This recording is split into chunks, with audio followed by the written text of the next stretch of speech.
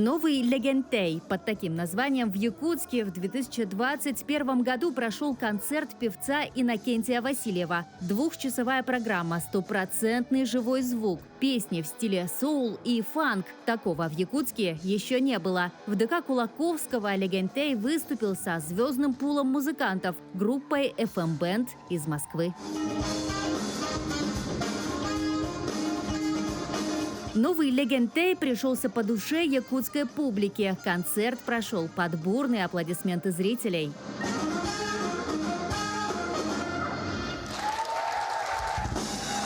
Многие якутяне также помнят и концерт Алексея Егорова «Эркёне» в 2019 году в Москве, а затем в 2020 в Якутске. Артист выступил с программой «Эркён и друзья». Без фонограмм, полным лайфом известный якутский певец вместе с московскими музыкантами подарил зрителям ошеломляющий двухчасовой концерт.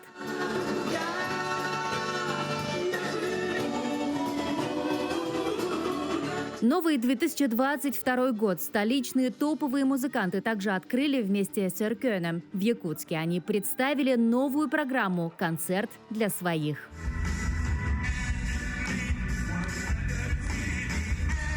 За каждым из этих концертов, конечно, стоит большой труд и артистов, и музыкантов. Но за интересной концепцией, за качественным звучанием, за каждой собранной программой, которую видят и слышат зрители, всегда стоит продюсер. Знаете, вот можно сравнить, как вот прораб на стройке, да? Вот человек, который организовывает труд там, бригады там, или отдельно взятого работника, чтобы у него были кирпичи, чтобы были ведра какие-то, цемент, чтобы все вовремя подавалось, и чтобы все росло и строилось. Вот такая деятельность моя. Только у вас строители – это музыканты, да, певцы, артисты, а кирпичи – Ну, а кирпичи – это песня. Отлично. Да. И цемент, который цементирует все это вместе. Федор Лучин, продюсер проекта. Табанский. Федор родом из самого живописного района Якутии – Алекминского улуса. Там он впервые познакомился с музыкой, сделал первые шаги в творчестве, приобрел настоящих друзей. В музыкальных кругах Федора знают под псевдонимом Дабанский, и в этом сыграла свою роль маленькая деревушка Дабан. Я родился в Дабане. Как вы туда попали, я это не знаю, меня не было. Вот, поэтому я точно не могу сказать. Тогда, когда я появился на свет, я, кстати, родился дома, тогда, значит, не было там никакой больницы там, в этом Дабане. На тот момент существовало два Дабана. Сегодня остался один. Вот тот, в котором я родился, он в 1969 году во время паводка был стерт с лица земли. И спустя долгие годы я помню об этом событии печальном, вот, чтобы хоть какую-то маленькую, малепусенькую лепту нести, чтобы этот поселок как-то кто-то помнил, я взял себе такой псевдоним, Дабанский, да. Вот. И все мои юношеские годы прошли в Алекминске, который я считаю родным городом, я его очень люблю. Вот. Все оттуда. После окончания Алекминской школы он поступил в музыкальное училище в Якутске. И вот уже более 30 лет Федор живет и работает в Москве. В этом году погода нас радует. Вроде бы апрель месяц, Москва, но снег у нас до сих пор лежит на улицах. Вам чем-нибудь напоминает этот снег? Может быть, навеивает какие-то воспоминания о Якутии, о вашей родине? Ну вот о чем может думать человек, глядя на снег? Вот. Только о Якутии, мне кажется, потому что зима откуда приходит? Из Якутии. Из Якутии. Поэтому вот я действительно я ностальгирую по снегу, по своей родине мало. Поэтому, конечно, я когда вижу снег, вот, особенно когда он хрустит, когда подмораживает, да, ностальгия. Вспоминаю детство, Алекминск свой любимый. Да, я закончил там 8 классов, дальше я учиться не стал, потому что я уже к тому времени довольно рано стал работать. Я играл на гитаре в районном доме культуры, вот, и получал очень приличные деньги за это, и это нравилось девочкам. Поэтому я этим усердно занимался и добился определенных успехов. Вот, не среди девочек, а в музыке, я имею в виду. С Федором мы познакомились в школе. Он пришел к нам, по-моему, в классе 6, и учились мы с ним до 8 класса. Но это был человек старше нас на год, занимался легкой атлетикой, спортом, Сразу было видно, что косая сажень в плечах. Ходил в Дом культуры. Преподаватель Шлыков был такой. Занимался обучением на кларнете. Федор, он тогда все время ходил на занятия. Одна тетрадка, скрученная, как рулончиком, в костюме обычно, или свитер был у него, тоже любил. Такой белокурый юноша, высокий. В 1972 мы закончили 8 классов. Потом он уехал, по-моему, в Якутск, продолжать обучение музыкальное уже, да. Мы пошли дальше учиться, 9-10. Ну, я в 1973 году поступил в музыкальное училище. Вот к этому времени вот среди старшекурсников я видел Федора Анучина, но мы не общались, потому что мы, конечно, стеснялись подойти, потому что старшекурсники все-таки. У него были какие-то, кроме учебы, занятия. Я, по-моему, у него группа была своя, и они играли в ресторане, кажется. У меня довольно долгий период. Я работал в ресторанах города Якутска. Нисколько не стыжусь, даже горжусь, потому что в те годы в якутских ресторанах работало очень много очень хороших музыкантов, прям больших. Довольно много лет я вот проработал в ресторанах, да, ну, были у меня такие периоды, когда я уезжал и работал в Амурской филармонии. И еще у меня был такой короткий период, наверное, год-полтора, я работал в Якутске в организации, которая называлась тогда КЭП, концертное эстрадное бюро, где работали такие монстры якутской эстрады, как Юрий Платонов, Марфа Колесова, там Сергей Расторгуев, там, ну, много, Пестряков. Я их всех знаю, помню. Эти годы я с такой теплотой вспоминаю, потому что я посмотрел Якутию огромную. Концертно-эстрадное бюро проводило концерты в разных уголках Якутии. Это был рассвет эстрадной музыки. Артисты исколесили всю Якутию, радовали своим творчеством жителей республики от юга до севера. Я, например, слышала в 70-х годах о том, что Федор Анучин приезжал с группой «Ингода» и выступал в Доме культуры с этой группой, и его руководитель ансамбля представил его как нашего земляка. Многие горожане это помнят. Но затем в стране наступили 80-е, и в красивую, яркую жизнь музыкантов вторгся кризис. Места для музыки не нашлось. Наверное, мы помним, знаем, что времена были такие, что человек с таким, например, какой-нибудь профессор, его можно было встретить на рынке, там, торгующим там, чем-то. Это ужасное время, но забывать не надо помнить, чтобы в будущем такого не повторялось. Я занялся действительно бизнесом, довольно крупным, довольно быстро разбогател, вот, и переехал в Москву. Я переехал в Москву в 91 году. Вот. И я долгое время, живя в Москве, все равно работал с Якутией. То есть я туда поставлял те же вот куриные окорочка, известные под ножками, как называли, ножки Буша, да. Но я могу одно сказать, что в 96 году я уже был долларовым миллионером. У меня не было там, конечно, их много, там, но некоторое количество было. Вот. Но как заработал, так и потерял. У меня еще через полгода сгорел якутский склад, огромный, арочный склад. Он был полностью набит огромным количеством товара, часть которой была куплена на мои средства, остатки после вот кризисных дел. Но там еще сгорел огромный товарный кредит, который висел на мне в долларах, вот как раз вот эти УЕ. Вот. И у меня было года 3 очень веселой и радостной жизни. Вот пока до тех пор, пока я не рассчитался.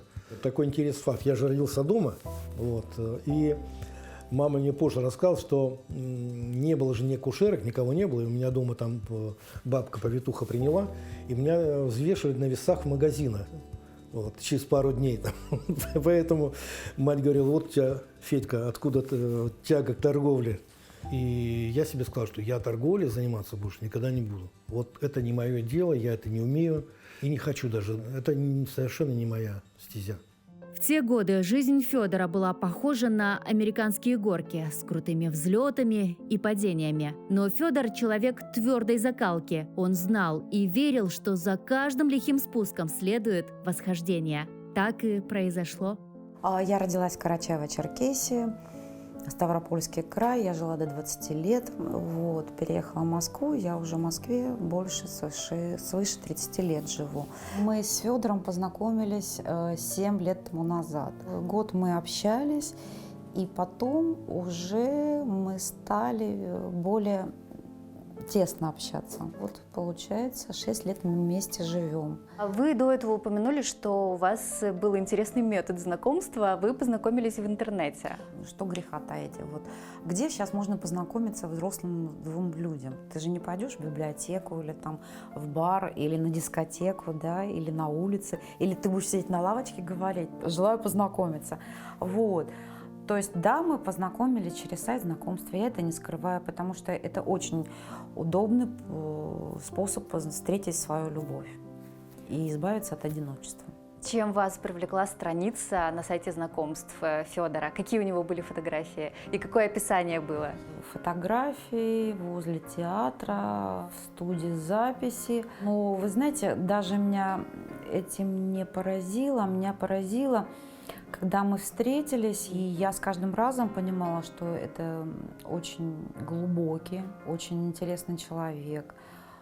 Он очень мужественный и благородный человек. Нет, на первом плане, конечно, ум. Как я говорю, самое сексуальное в мужчине – это ум. Но ум, остроумие и доброта. Вот 3 черты, это я нашла Федора. Я 15 лет был один. Я долго довольно искал, я периодически там появлялся на этих сайтах. Наступал такой период, что я думал, что, наверное, я так вот и останусь один. У меня был так брак всего один, на самом деле, такой довольно длительный. Мне, правда, было сложно найти такого человека, но, наверное, тогда, когда я уже почти и не надеялся, вот мы как-то наткнулись друг на друга с Мариной. Вот так судьба свела, и я, конечно, никогда не думал, что у меня жена будет с Кавказа. Первые полгода, а может даже больше, я никак не мог привыкнуть к такому количеству заботы, такого отношения трепетного к себе я никогда не чувствовал. Вот мне кажется, мы друг для друга сегодня живем. Марина, меня активен, Марина, утючунь. Спасибо. Вот. А по-якутски как спасибо? Махтал. Махтал. Вместе с Мариной в мир Федора ворвалось и новое дыхание. Он открыл для себя очередную и увлекательную главу своего творческого пути. Как вы пришли к продюсированию? У вас такая богатая, насыщенная жизнь, такая история. А как продюсирование связано? Это все, наверное, от того, что я позанимался организацией гастролей других артистов. Но я не был каким-то администратором, я все-таки в прошлом музыкант. В принципе, я и сейчас хорошо это все понимаю, во многом разбираюсь. Поэтому тут получился сплав. Вроде бы я понял, как это все работает, вся эта организация, да. При этом я был музыкантом, у меня шлейф этот тянулся же музыкальный. Я их объединил, и получилось вот то, чем я занимаюсь.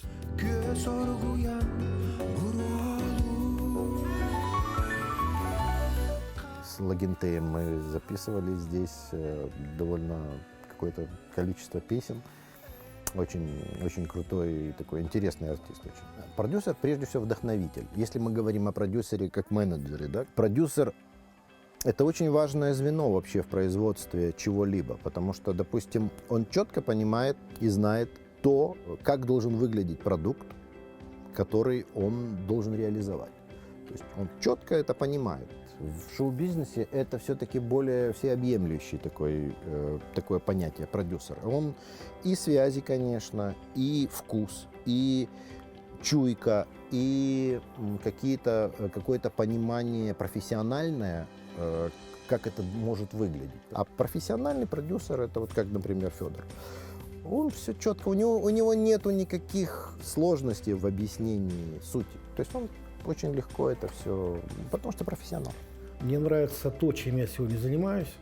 Я стараюсь помочь талантливым людям, музыкантам. Это не только музыканты из Якутии. Я работаю и с московскими музыкантами, с другими разными всякими. И вот как-то лет, наверное, 7-8 назад я наткнулся на Аркена Алексея. Как сейчас помню, это была песенка про туман. он пел под гитару, и я просто тогда очень удивился, что очень чистенько поет.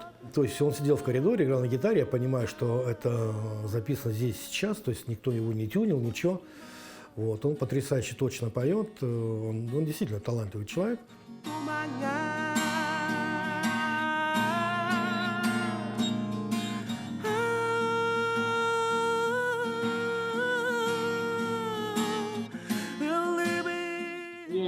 Позвонил Виталий Власов, здешний у нас музыкант, и он мне говорил, что Федор Анучин ищет меня и нашего сына Эркена. И каким-то образом Федор Михайлович познакомился с творчеством Эркена.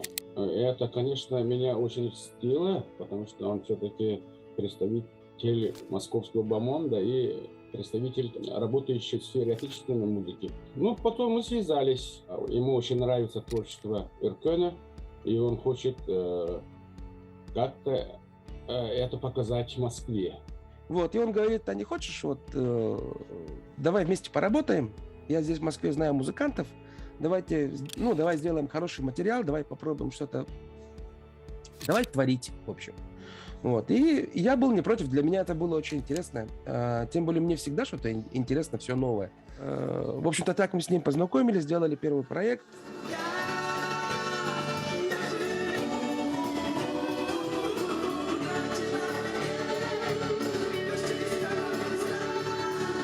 Первый концерт Алексея Егорова Эркена в Москве под продюсированием Федора Анучина состоялся в декабре 2019 года. Вечер стал новым витком в творчестве не только певца, но и продюсера. На концерте прозвучали песни на якутском и русском языках, многочисленные каверы на культовые зарубежные песни. Эркен спел в окружении звездной команды музыкантов. Вся программа исполнялась вживую.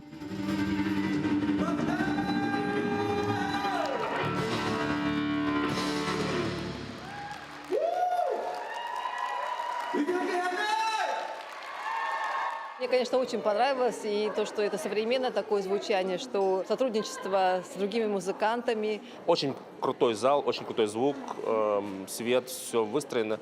И я понимал, что очень повезло мне, что я попал на этот концерт. Все последующие концерты в Якутске – это программа «Эркен и друзья» и концерт для своих также прошли в живом исполнении. Для каждого члена команды было важно подарить слушателям именно живой звук, без фонограмм и фальши.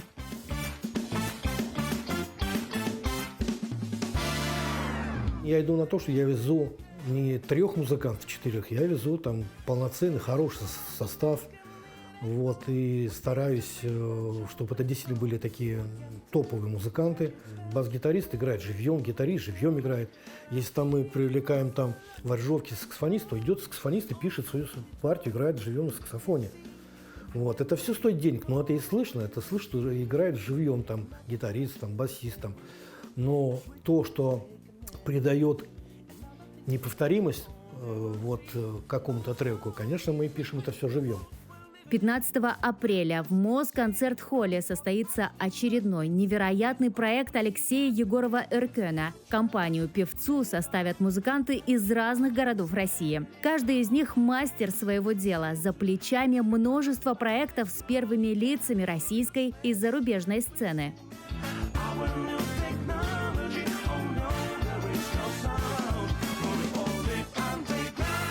Песен с моего репертуара старого там практически нет. Почти это вообще полностью новый репертуар. Хотя там есть песни, которые я исполнял еще, по-моему, 2 года назад. Да, я в Москве тоже делал концерт с Федором. Вот, и несколько песен оттуда будет. Ну и будут новые песни, новые каверы. Будут гости. Будет Сергей Головня, мой замечательный друг. Супер джазмен, саксофонист, суперский мощный музыкант. Вот. И я очень рад, что он согласился вновь на одной сцене со мной поработать. Вот. А также молодые ребята с No Voice. Это группа бойс-бенд такой. А сколько человек в вашей команде? У вас же есть постоянно действующие музыканты, у вас есть продюсер, который сидит на производстве музыки. Ну, скажем так, вот в обойме, да, у меня 6-7 музыкантов, те, которые там периодически ротируются, там может быть побольше. Иногда я привлекаю, допустим, какого-то саксофониста. Вот сейчас у нас будет концерт 15 апреля, да, в Москве, в Москонцерт-холле. Я надеюсь, он состоится, все будет хорошо. Я привлек туда нескольких гостей. У нас в первой же композиции, инструментальной композиции, так называемая интро, у нас будет играть человек на дудуке. Это очень известная якутская мелодия всем якутам, и не только якутам. Вот, я не буду говорить, какая это мелодия. Кюлюкачен, наверное. Не буду говорить. Значит, причем половина мелодии он сыграет именно на дудуке, а вторая половина он будет играть на перуанской кене. Также я пригласил вот известного, очень просто большого музыканта, саксофониста джаза Сергея Головню. Он тоже будет играть с нами вот, в качестве гостя. Вот, не в нескольких вещах акустических, на сопрано-саксофоне, на теноре. В каждый проект он собирает абсолютно разных и уникальных музыкантов по-своему.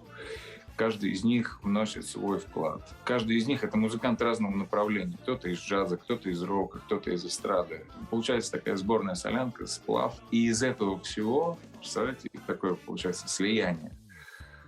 Это всегда взрыв. Это и есть такая отличительная особенность именно в подборе музыкантов, музыкального стиля.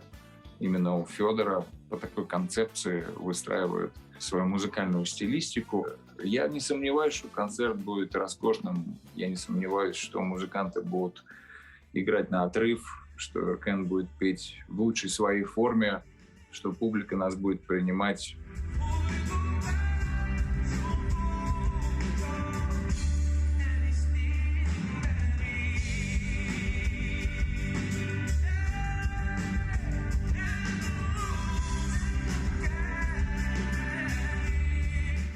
Федор, а почему в последнее время у вас пошел такой вектор развития в сторону Якутии? Якутия для меня не пустое слово. С годами же начинаешь понимать, к чему ты привязан. Вот. И моя мама, неизвестно кто по национальности, неизвестно было, какая у нее фамилия, вообще ничего, информации о ней. Она родилась предположительно, все предположительно, в 28 году. В 1931 году, предположительно, она попала в детский дом, никаких концов. Поэтому она, когда вот уходила из жизни, она говорила, что мне жаль, что вот я уйду и так не знаю, кто я по национальности, кто были папа, мама. Поэтому я не знаю. Последние годы я все больше и больше думаю о том, что, может быть, когда-нибудь я бы и вернулся. И мы вместе с Мариной даже об этом говорим. Я не знаю, может быть, это и будет и Якутия.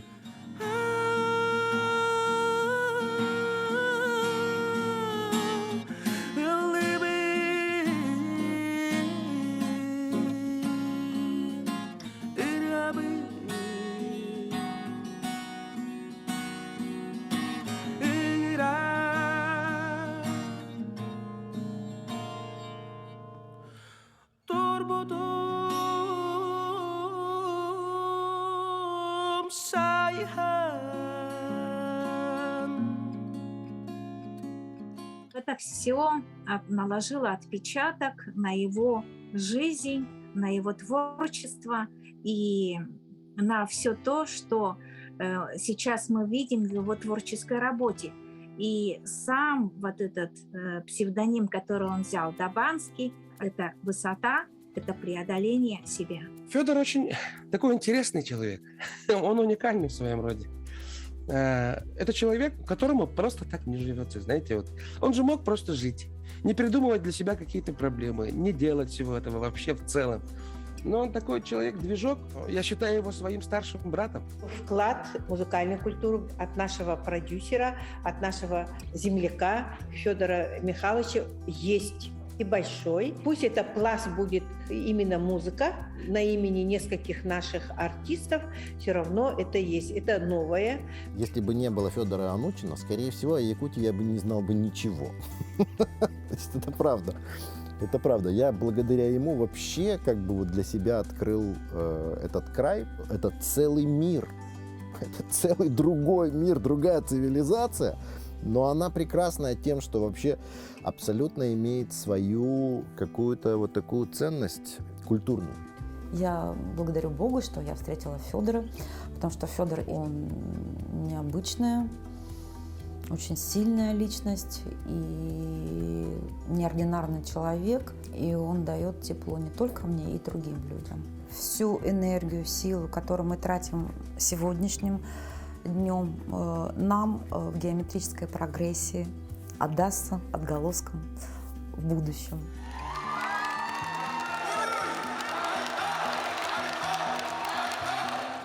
Айсена Бурнашова, Виктор Олесов. Москва, Якутск, Алекминск.